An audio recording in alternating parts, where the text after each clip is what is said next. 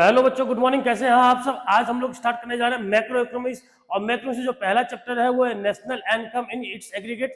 तो national income देखो एक यूनिट है जिसमें हम लोग कवर करने जा रहे हैं 4 चैप्टर। पहला चैप्टर जो होगा वो इंट्रोडक्शन के ऊपर होगा, उसके बाद some basic concept of macro economics, उसके बाद national income and related aggregates और methods of calculating national income. ये जो चैप्टर है, ये जो यूनिट है, ये पूरे 10 मार्क्स का चैप्टर है। तो बच्चों, आपको नेशनल इनकम समझने के लिए मैं एक सप्ताह समझा सकता हूँ, लेकिन कोई फायदा उसका होगा नहीं, क्योंकि नेशनल इनकम समझने के लिए आपको ये सारे स्टेप चलने पड़ेंगे, सीक्वेंसली समझना पड़ेगा, तब जाके आपको समझ में आएगा कि नेशनल इनकम होता क्या।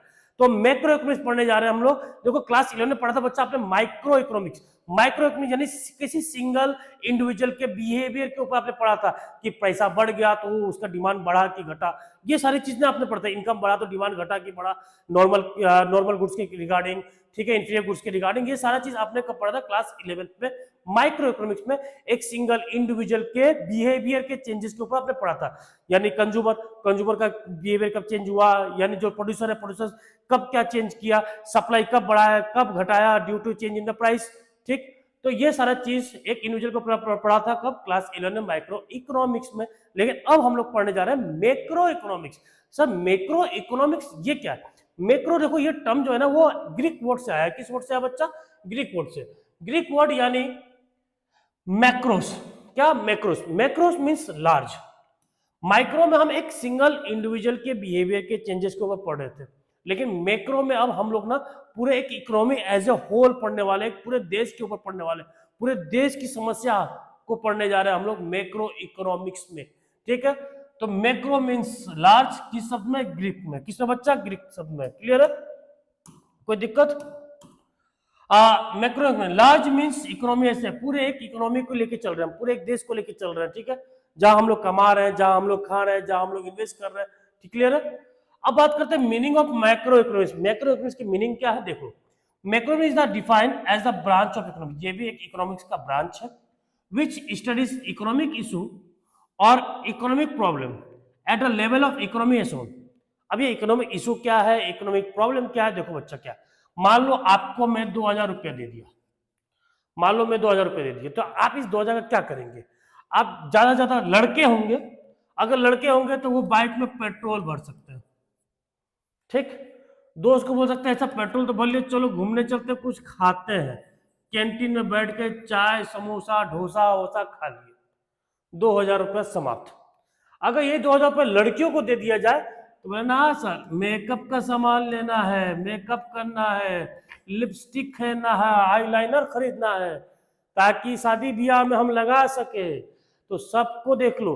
अब इस 2000 में अगर मुझे बोला जाए या किसी बड़े आदमी को बोला जाए चलिए 2000 रुपये क्या करेंगे, वो कहीं ना कहीं किसी जगह पे इन्वेस्ट करने की कोशिश करेगा, SIP वगैरह में लगाने की कोशिश करेगा। ठीक, देखो रिसोर्सेस लिमिटेड है, 2000 रुपया है, लेकिन आपकी जरूरतें बहुत ज्यादा चीज है। अब उस 2000 में बहुत कुछ सोच रहे हैं, यार ईयरफोन खरीद लें क्या? नहीं, क्या खरीदें? चलो मोबाइल पे टेम्पर्ड ब्रेक कवर लगा लें क्या? चलो ठीक है, ये भी सही है। ठीक, और क्या क्या हो सकता है? कैंटीन में घूम ले क्या? किसी को गिफ्ट दे दे क्या? बात समझ में आ रहा? मतलब बहुत सारे चीज, पैसा आते ही आपके दिमाग में इतने सारे चीज आ जाएंगे ना कि ये करूं कि वो करूं कि वो करूं, लेकिन सब नहीं कर सकते। कर कुछ एक ही सकते हैं।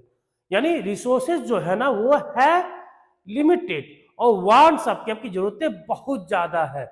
बात समझना, जैसे आपके घर पे देख लो, आपके घर में जितने भी इलेक्ट्रॉनिक गैजेट्स होंगे, इलेक्ट्रॉनिक आइटम होंगे, फ्रिज, रेफ्रिजरेटर, फ्रिज तो सेम ही होता है, टीवी, वॉशिंग मशीन, जितने भी चीज होंगे, क्या पापा ने एक ही बार सब उठा के लिया? गए ट्रक लेके गए, पूरा का पूरा सामान उठाया, एक ही बार दुकान घर पर लाद दिया? पॉसिबल है? बिल्कुल नहीं। आपके घर में भी जो जितने भी सामान आए होंगे ना, एक एक करके ही आया होगा, क्योंकि रिसोर्सेज लिमिटेड है। इतना पैसा नहीं था पैसा कि हम गए तुरंत पूरा का पूरा सामान उठा लाए और एक ही बार घर पर रख दिए। इतना रिसोर्सेज सबके पास नहीं होता है। इवन दो अंबानी के पास भी नहीं, अंबानी के पास भी जो रिसोर्सेज है ना उनके लिए कम है, क्योंकि उनकी सोच तो कुछ और होगी। उनको नया फर्म खोलना होगा, नया ब्रांच खोलना होगा, किसी और कंट्री में इन्वेस्टमेंट करना होगा, तो वो देखना यार पैसा आया होता तो काश यहाँ इन्वेस्ट करते। मान लो 5 देशों में उन्होंने सोच रखा है, साउथ अफ्रीका में, टर्की में, ठीक, फिलीपींस में, उन्होंने सोचा कि मैं पैसा लगा दूं, पैसा आया। अब उस पैसे से किसी एक ही कंट्री में लगा सकते हैं, यानी रिसोर्सेज लिमिटेड है और उनकी वांट जो है बहुत अनलिमिटेड है। तो ये है इकोनॉमिक प्रॉब्लम। तो ये माइक्रो इकोनॉमिक्स में हम किसी एक इंडिविजुअल के ऊपर पढ़ रहे थे, ये जो मैंने एग्जांपल दिया ये आपके इंडिविजुअल के ऊपर बताया था, लेकिन मैक्रो में एज ए होल पूरे देश के ऊपर पढ़ना है कि इन रिसोर्सेज से कैसे यूटिलाइज किया जाए, कैसे देश को चलाया जाए। बात समझ में आया कि नहीं? क्लियर है मीनिंग ऑफ मैक्रो इकोनॉमिक्स।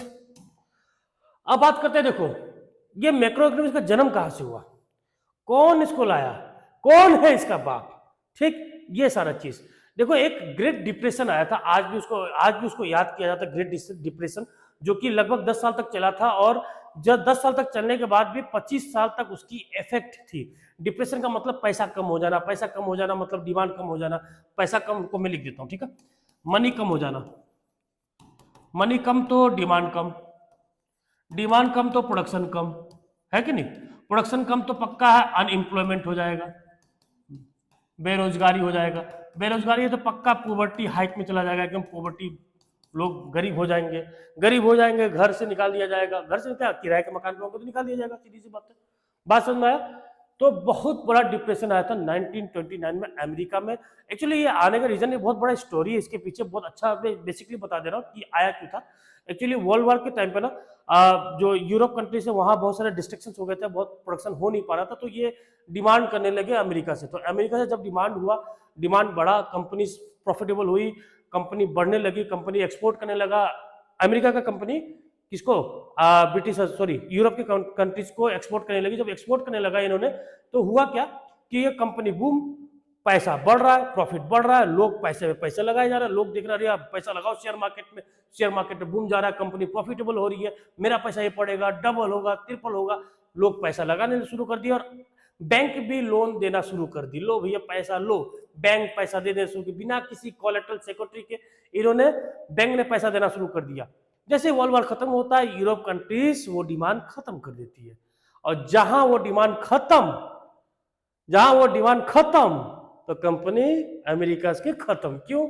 क्योंकि डिमांड तो बाहर से आया था, उतना बल्क में डिमांड आया था, तो उतना सप्लाई करना पड़ा, अब डिमांड है नहीं, कंपनी, अब जब बैलेंस शीट बनना शुरू हुआ तो कंपनी के प्रॉफिट एकदम धुम सब गिरना शुरू हुआ। जब गिरना शुरू हुआ, शेयर मार्केट क्रेश, पब्लिक का पैसा डूबा, और पब्लिक को ये समझ में आ गया था कि भैया बैंक ने लोन दिया है किसको, कंपनी को, तो बैंक तो पहले अपना पैसा मांगेगा, है कि नहीं, बैंक में भी पैसा कम होगा, है कि नहीं, तो कम, जितने पब्लिक थे सब बैंक के पास पहुंच गए, भैया जितना पैसा निकालो जल्दी निकालो।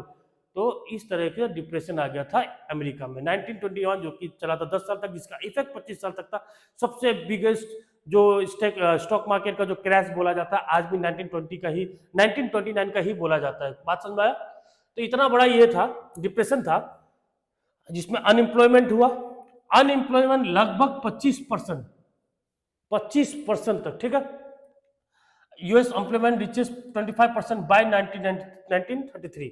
उसके बाद बहुत लोग बेघर हो गए, गरीबी में जिए, ठीक। जीडीपी घट गया, जीडीपी कहां तक घटा, लगभग 30% तक जीडीपी घट गया। जीडीपी का मतलब होता है ग्रोस डोमेस्टिक प्रोडक्ट, जीडीपी का मतलब होता है बच्चा ग्रोस डोमेस्टिक प्रोडक्ट। अब ये ग्रोस डोमेस्टिक प्रोडक्ट होता क्या, देखो ये सारा चीज हम लोग नेशनल इनकम पढ़ने जा रहे हैं।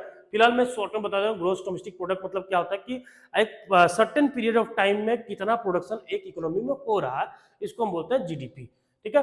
ग्लोबल इंपैक्ट पड़ा, ठीक है, कोई दिक्कत। अब देखो ये सब चीज जब हुआ तो एक भाई साहब आए ब्रिटिश से, ब्रिटिश तो होशियार नहीं, क्या था भाई साहब का नाम, John Maynard Keynes, JM Keynes. तो ये देखे 1936 में, 1929 में तो आया ही था, 1929 से लगभग 1939 तक वो तुम्हारा क्राइसिस चला था, क्या बोलते हैं डिप्रेशन चला था यूएस में, जो भी बताया था, ठीक। ये 1929 से चला है 1939 तक, देखो अब 25 साल तक उसका इफेक्ट रहा। तो जॉन मेनेट स्कीम जो है ना, तो इन्होंने एक बुक बनाया, बुक का नाम था the general theory of employment, employment की थ्योरी, इंटरेस्ट एंड मनी, पैसा और इंटरेस्ट की बातें करने लगे। तो ये बुक से इमर्ज हुआ, इस बुक से जन्म लिया कौन, मैक्रो इकोनॉमिक्स, इकोनॉमिक्स का एक पार्ट। बात समझ में आया? तो इमर्जिंग कहां से हुआ, जब इन्होंने एक बुक लिखा, कि इन्होंने जॉन मेनर्ड किन्स ने एक किताब लिखा, क्या नाम था किताब का, the general theory of employment and interest and money. ये कब लिखा, जब इन्होंने अपना डिप्रेशन पीरियड देखा, किसका, अमेरिका का 1929 में। बात समझ में आया? क्लियर है? अब बुक एक्चुअली ना एम्फेसाइज करता है कि गवर्नमेंट का क्या रोल होना चाहिए जब डिप्रेशन पीरियड में कंपनी चले जाए, सॉरी कंट्री चला जाए, ठीक। एक्चुअली अकाउंट्स का टीचर थोड़ा सा कंपनी और कंट्री में थोड़ा सा दिक्कत आ जाती है, आ जा रही है, तो टाइम टू टाइम वो भी हिल हो जाएगा। क्लियर है? डिप्रेशन कम होने, डिप्रेशन का मतलब कि पैसा कम, डिमांड कम, डिमांड कम, प्रोडक्शन कम, प्रोडक्शन कम का मतलब आप प्रोडक्शन नहीं है तो एम्प्लॉयज को क्या करेंगे, निकालेंगे। भैया भैया प्रोडक्शन है ही नहीं, प्रोडक्शन करना है नहीं, एम्प्लॉयज को निकालेंगे, निकालेंगे मतलब वहाँ पॉवर्टी, पॉवर्टी मतलब बाद में बहुत सारी चीजें। बात समझ में आया? क्लियर है? तो अब तक हम लोग क्या पढ़ चुके हैं, मैक्रो इकोनॉमिक्स का डेफिनेशन, मैक्रोइकोनॉमिक्स का जन्म कहाँ से हुआ, और जन्म हुआ है तो बाप कौन है समझ में आ ही गया होगा, पापा कौन है समझ में आ गया, क्या नाम है कमेंट करके बताइएगा। अब देखिए principal concerns of macro economics, क्या क्या प्रिंसिपल कंसर्न्स है, क्या कुछ तो कंसर्न होता है ना किसी भी सब्जेक्ट का, कुछ तो कंसर्न होता है क्या रिलेटेड। और वैसे भी इकोनॉमिक्स ऐसा सब्जेक्ट है ना जो खाली एक सब्जेक्ट ही नहीं है, मैं इसको सब्जेक्ट नहीं मानता, ये एक डेली लाइफ की चीज है जिसको अगर आपने ढंग से पढ़ लिया तो आप ये देख रहे हैं ना इंडिया में अमीर वाले लोग अमीर पे अमीर होते जा रहे हैं, गरीब वाले लोग गरीब पे गरीब होते जा रहे हैं। उसका कारण है, उसका बहुत बड़ा कारण है economics.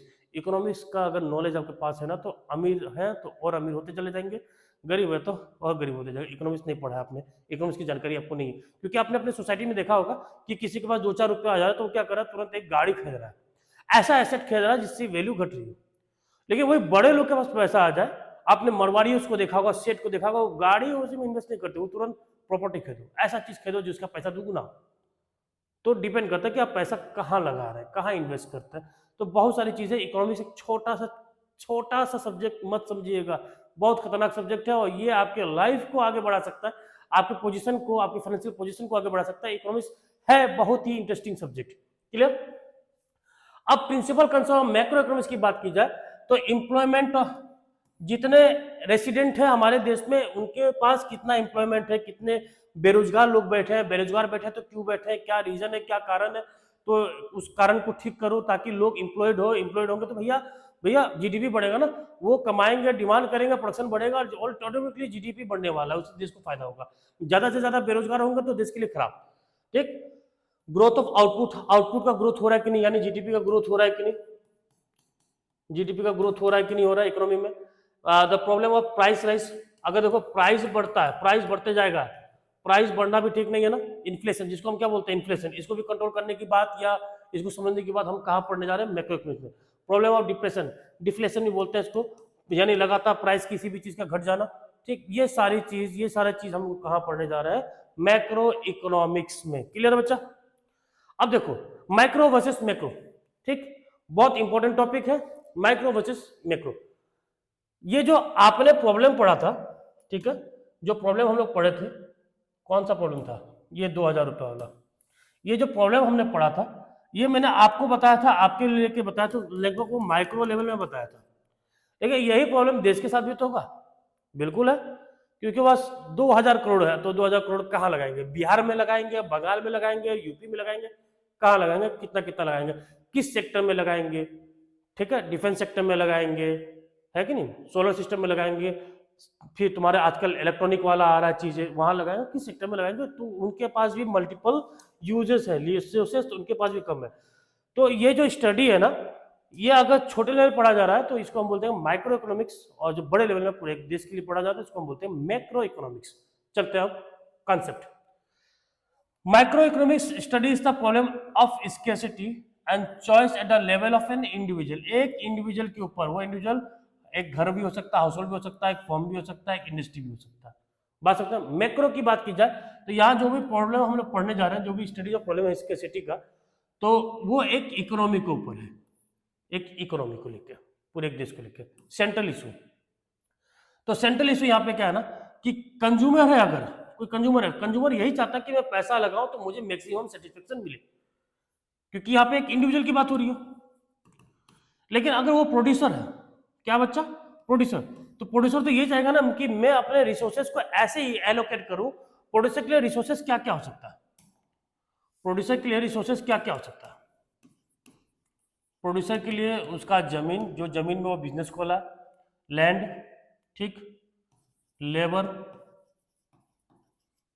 Capital, entrepreneur,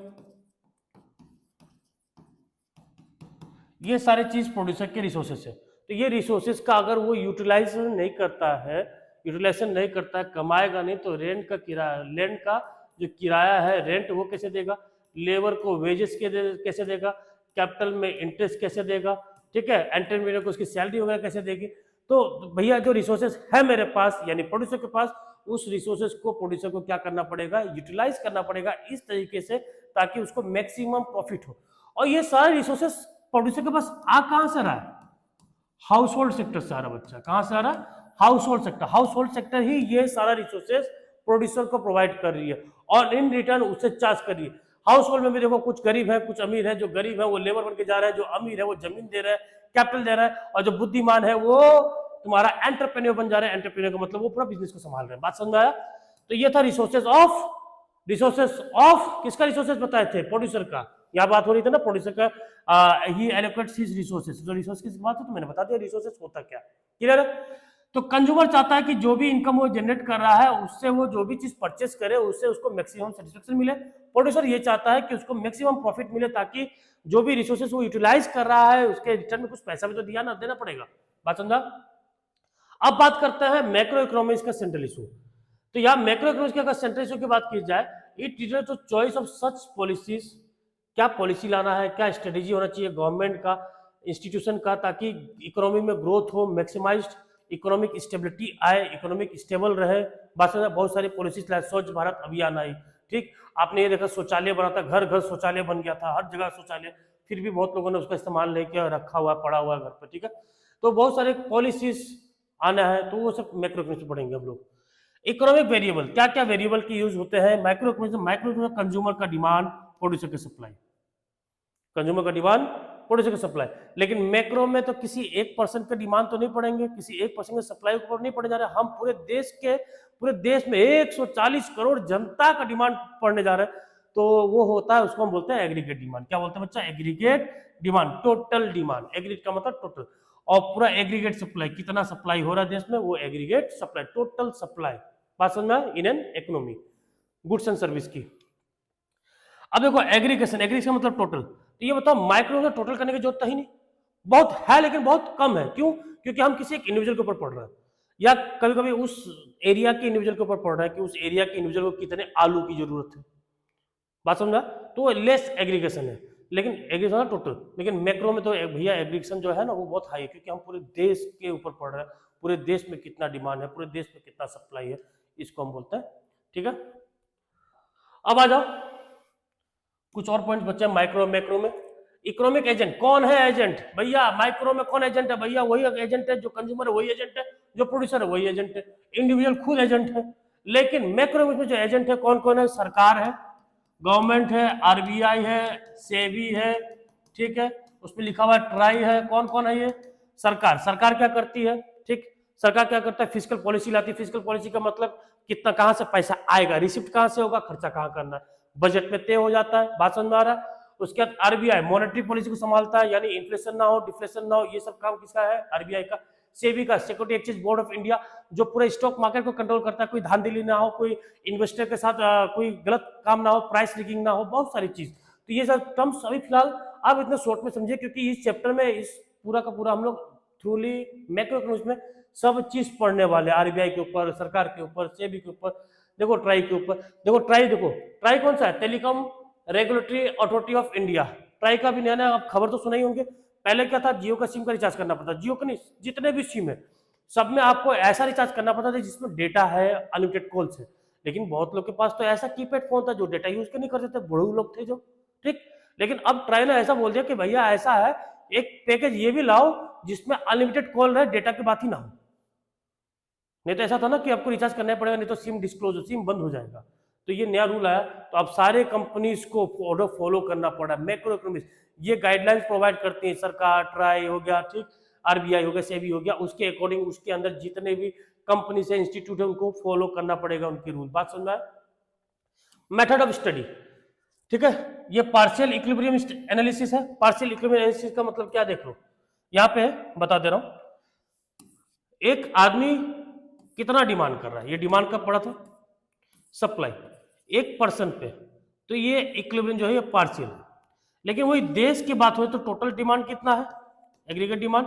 total supply कितना है? Aggregate supply. तो ये इक्विलिब्रियम जो है ना, ई होगा, सॉरी, इक्विलिब्रियम जो है ये है आपका जनरल इक्विलिब्रियम एनालिसिस, यानी ये इंडिविजुअल पे इक्विलिब्रियम निकालना, ये पूरे एक इकोनॉमी के टोटल डिमांड और टोटल सप्लाई पे इक्विलिब्रियम निकालना। यहाँ पे बस डिमांड और सप्लाई को मैच कर देना एक इंडिविजुअल के ऊपर।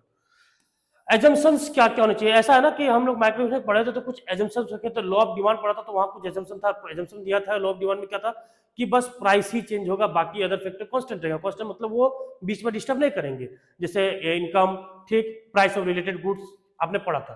तो वैसे यहाँ पे भी कुछ एजम्पशंस है।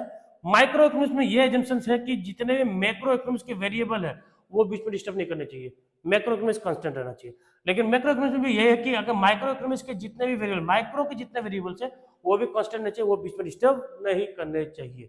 बात समझ में आया? Is that clear? तो आई होप आप लोगों को समझ में होगा माइक्रो वर्सेस मैक्रो। तो चलते हैं माइक्रो मैक्रो पैराडॉक्स में। ये क्या? ये बहुत ही मस्त चीज है। देखो, what is logical eight micro level? जो माइक्रो लेवल में लॉजिकल लग रहा है, छोटे लेवल में लॉजिकल लग रहा है, साथ वो मैक्रो लेवल में लॉजिकल ना हो। जैसे मैं एक पर्सन हूं, मैं कमाया, मैं 2 लाख रुपया कमाया, 2 लाख रुपया कमा कर पूरा का पूरा पैसा सेविंग में डाल दिया। मेरे लिए तो फायदा, मेरे लिए ये बेनिफिशियल है। मैं वो पैसा रख रहा हूँ, मैं हाँ 2 लाख रखा हूँ, धीरे धीरे वो पैसा जमा करूंगा, घर बनाऊंगा, बात समझो, गाड़ी खरीदूंगा, मेरे लिए तो ठीक है। लेकिन एक इकोनॉमी को लिए देखो, अगर सारे इंडिविजुअल यही काम करने लगे, सब सेविंग पे लग गए, सब लोग सेविंग करने लग गए, तो क्या इकोनॉमी में डिमांड होगी? बिल्कुल नहीं होगी, क्योंकि सब तो पैसा रखे हुए हैं। जब डिमांड कम हो जाएगा, जब डिमांड कम हो जाएगा तो अल्टीमेटली क्या कम होगा? प्रोडक्शन कम होगा, यानी जीडीपी कम हो जाएगा। प्रोडक्शन कम हो जाएगा तो कहीं ना कहीं लेफ हो जाएगा। देखो यहाँ पे लिखा भी मैंने, ठीक, कहाँ गया? देखो, if everyone saves more and spend less, अगर सबने सेव करना शुरू कर दिया, कम करना, खर्चा करना शुरू कर दिया, total demand in the economic flow, total demand खत्म हो जाएगा, ठीक। This lead to lower production, production कम हो जाएगा। ले ऑफ का मतलब टर्मिनेशन, लोगों को निकालना, अनएम्प्लॉयमेंट हो जाएगा, मतलब लोग अब काम ही नहीं मेरे पास, तो भैया तुमको रख के क्या करूंगा, भैया जाओ अपने घर जाओ, यानी कहीं ना कहीं अनएम्प्लॉयमेंट हो जाएगा, अनएम्प्लॉयमेंट बढ़ जाएगा। अनएम्प्लॉयमेंट बढ़ जाएगा मतलब इनकम खत्म, कहीं ना कहीं जो मैं पैसा जमा कर रहा था, मैं पैसा सेविंग कर रहा था, तो मेरे पास भी इनकम खत्म। अब जब मेरा इनकम खत्म तो अब अल्टीमेटली जो मैंने पैसा बचा के रखा था वही खत्म हो जाएगा, क्योंकि मुझे तो खाना है ना, बिना खाए तो नहीं जीऊंगा, तो कहीं ना कहीं मेरी सेविंग जो थी वो खत्म हो जाएगा। तो यही होता है कि जो माइक्रो लेवल में लॉजिकल लगता है ना, वो मैक्रो लेवल में लॉजिकल नहीं होता है बच्चा, ठीक है। तो माइक्रो लेवल में saving more is consider wise and beneficial, ज्यादा सेव करने में लग रहा है कि हाँ मैं बहुत अच्छा हूँ, मैं बहुत समझदार हूँ और ये मुझे बहुत बेनिफिट कर देगा, लेकिन मैक्रो लेवल में ये बहुत बड़ा हार्म कर सकता है, बहुत बड़ा नुकसान फैला सकता है। तो बात समझ में आया? बात समझ में आया? Micro macro paradox clear? Scope of macro economics पढ़ने जा रहे हैं हम लोग, ठीक। क्या स्कोप है, ये मैक्रो इकोनॉमिक्स क्यों पढ़ा जाएगा, क्या कारण है पढ़ने का, क्या फायदा है, फायदा पढ़ के मिलेगा क्या हम लोग को, ठीक है, ये सारी चीज। पहली बात, estimation of national income and related aggregate. पहली बात, मैक्रो इकोनॉमिक्स पढ़ के ना हम लोग नेशनल इनकम कैलकुलेट कर सकते हैं कि नेशनल इनकम कितना, पर कैपिटा इनकम कितना, एक पर्सन कितना कमा रहा है, टोटल कंपनी का जो कंट्री है उसका इनकम कितना है, ये सारा चीज हम जान सकते हैं। जीडीपी कितना है, अब ये जीडीपी क्या होता है, एनडीपी क्या होता है, ये सब चीज हम लोग थर्ड वाले चैप्टर से पढ़ना स्टार्ट कर देंगे। बात समझ आया? फिलहाल इतना समझ लो कि हम मैक्रो इकोनॉमिक्स में नेशनल इनकम कैलकुलेट कर सकते हैं। क्या कर सकते हैं? नेशनल इनकम कैलकुलेट कर सकते हैं। थ्योरी ऑफ एम्प्लॉयमेंट, यानी ये जान सकते हैं कि हमारे देश में कितने रोजगार है और कितने बेरोजगार है, बेरोजगार है तो क्यों है, क्या कारण है, ऐसा कुछ करो तो कि बेरोजगारी कम हो, अनएम्प्लॉयमेंट कम हो। बात समझ आया? थ्योरी ऑफ मनी, देखो मनी ना ऐसा चीज है ना, मनी बहुत खतरनाक चीज है और हम लोग को चीज समझ में नहीं आता कि वो मनी, जो बैंक है ना वो मनी को क्रिएट करती है, पैसा से पैसा बनाती है, और हम आम आदमियों को पता नहीं है, क्योंकि हम आम आदमी को पता चल जाएगा तो हम भी तो अमीर हो जाएंगे। हम लोग कहते हैं ना, अरे वो देखो रातों रात अमीर हो गया, क्यों हुआ रातों रात अमीर? क्योंकि उसने पैसे से पैसा बनाया, क्रिएशन ऑफ मनी। तो क्रिएशन ऑफ मनी भी हम लोग पढ़ने जा रहे हैं, मैक्रो इकोनॉमिक्स पढ़ेंगे हम लोग, ठीक है। सेंट्रल बैंक का क्या रोल है, आरबीआई का क्या रोल है, सेंट्रल बैंक और आरबीआई सेम चीज है, आरबीआई ही सेंट्रल बैंक है, कमर्शियल बैंक का क्या रोल है, कमर्शियल बैंक, ये सब चीज हम लोग पढ़ने जा रहे हैं किसमें, मैक्रो इकोनॉमिक्स में। अब आज बात करते हैं theory of general price level, ठीक है। जनरल प्राइस लेवल में क्या है कि इन्फ्लेशन और डिफ्लेशन इकोनॉमी में इसके ऊपर पढ़ा जाएगा। कि इन्फ्लेशन प्राइस बढ़ता जा रहा है, भाई महंगाई बढ़ रही है, क्यों बढ़ रही है, क्या कारण है, कंट्रोल करो। डिफ्लेशन, सब कुछ घटता जा रहा है, सबकी प्राइस घट रही है, क्या कारण है, पढ़ो। ये सारा चीज हम लोग को पढ़ना है। गवर्नमेंट बजट, गवर्नमेंट बजट आपको पता ही है, फेब में गवर्नमेंट बजट आता है और गवर्नमेंट बजट 1 अप्रैल से 31 मार्च तक चलता है। गवर्नमेंट बजट पहले से बता दिया जाता है कि पैसा कहाँ कहाँ से आएगा, कहाँ कहाँ लगाना है हमको, ठीक। यह है गवर्नमेंट बजट, जिससे एक देश को पूरे हमको चलाना है। एक्सचेंज रेट, एक्सचेंज रेट का मतलब आपको पता होगा कि मान लो मुझे $1 की जरूरत है, $1 की जरूरत है, तो कितना रुपीज देना पड़ेगा मुझे, अराउंड अबाउट 84 की बात कर रहा हूँ, यानी 84 रुपीज में दूंगा तो मुझे कितना मिलेगा, $1। इसके ऊपर पढ़ूंगा कि ये वेरिएशन आ रहा है, मान लो ये 84 से पहुंच गया 110, भाई क्यों, क्या कारण है, क्योंकि हम इंटरनेशनल मार्केट में जब भी ट्रेड करेंगे तो हमको इसकी जरूरत है। मान लो अगर हम नेपाल चले जाते हैं तो इंडियन वन करेंसी लेके जाते हैं नेपाल, तो नेपाल में आपको इसका नेपाली रुपीस में आपको 1.6 मिलेगा, मतलब इंडिया का 1000 रुपया नेपाल में जाके नेपाली रुपीस 1600 में कन्वर्ट हो जाएगा। तो कहीं ना कहीं ये कहां से आपने जाना, मैक्रो इकोनॉमिक्स में, यानी एक्सचेंज, फॉरेन एक्सचेंज रेट, क्या बोलते हैं इसको बच्चा, फॉरेन एक्सचेंज रेट, क्या बोलते हैं बच्चा, फॉरेन एक्सचेंज रेट। अब बीओपी की बात की जाता है, बीओपी क्या होता है, balance of payment. Balance of payment का मतलब क्या होता है, देखो बैलेंस ऑफ पेमेंट का मतलब क्या होता है, मान लो आप इंपोर्ट भी करते हैं, आप एक्सपोर्ट भी करते हैं, ठीक। एक्सपोर्ट कर रहे हैं मान लो, तो एक्सपोर्ट करें तो पैसा आ रहा है, मान लो पैसा आ रहा है डॉलर में, इंपोर्ट कर रहे हैं तो पैसा जा रहा है डॉलर में, तो इसका बैलेंस निकालते हैं, कितना इंपोर्ट हुआ, कितना एक्सपोर्ट हुआ, कितना फॉरेन एक्सचेंज मेरे पास है, कितना पैसा आया, कितना पैसा गया, ये सब चीज हम पढ़ेंगे बैलेंस ऑफ पेमेंट में। यानी balance payment relates to the study of economic transaction, transaction का मतलब लेन देन of a country with the rest of the world, यानी बाहरी कंट्री उससे, बात समझ में, rest of the world. Import और एक्सपोर्ट तो बाहर से ही होता है, ये यूपी और दिल्ली में एक्सपोर्ट इंपोर्ट नहीं होता। एक्सपोर्ट इंपोर्ट बोलने का मतलब समझ जाना कि इंडिया से पाकिस्तान तो छोड़ दो, वो दिमाग, पाकिस्तान गया, इंडिया से चाइना, ठीक, इंडिया से अमेरिका, इंडिया से बांग्लादेश, इंडिया से म्यांमार, बात समझा, इंपोर्ट एक्सपोर्ट इसकी बात होती है। अब चलता है last topic of the topic, sorry chapter, significance of macroeconomics. अब क्या क्या इंपॉर्टेंस है, पहली बात डिस्क्रिप्शन ऑफ इकोनॉमी। आप ये बताओ शादी करने जाओगे तो क्या दोगे, अपना कुंडली दोगे ना, तो कुंडली से आपके बारे में पूरा जान जाएगा कि आपका गोत्र क्या, आपका नाम क्या, आपका राशि नाम क्या, आपका जन्म कब हुआ था, कहाँ हुआ था, कैसे हुआ था। तो ये बताओ मैक्रो इकोनॉमिक्स, अगर देश में मैक्रो इकोनॉमिक्स का पूरा बना हुआ है, नेशनल इनकम की बात हो रही है, तो वो नेशनल इनकम आपके इकोनॉमी का डिस्क्रिप्शन दे देगी, भैया कितनी औकात है इस कंपनी, सॉरी इस कंट्री के पास, क्या है क्या नहीं है, सब कुछ। Road map for business decision, ये नेशनल इनकम कैलकुलेट करेंगे, सब कुछ पता कर देंगे, तो हमको एक रोड मैप मिल जाएगा कि मेरे पास कितना पैसा है, मैं कहाँ कहाँ लगा सकता हूँ, एक रोड मैप तैयार हो जाएगा कि मैं देश को कैसे आगे बढ़ा सकता हूँ, कितना अनएम्प्लॉयमेंट है मेरे पास, इनको बेरोजगारों को रोजगार देना है। पॉलिसी फॉर्मेशन, क्या क्या पॉलिसी बनाना चाहिए, डिपेंड करता है सब कुछ।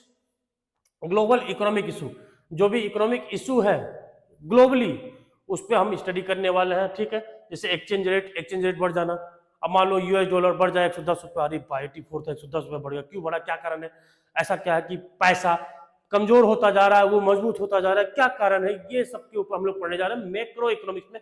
तो ये था इंट्रोडक्शन ऑफ मैक्रो इकोनॉमिक्स। अब अगला जो पार्ट आएगा वो सम बेसिक कॉन्सेप्ट आएगा, जिसमें सर्कुलर फ्लो ऑफ इनकम हम लोग पढ़ेंगे। तो बच्चों कैसा लगा ये चैप्टर पढ़ के, please like, subscribe and share, thank you.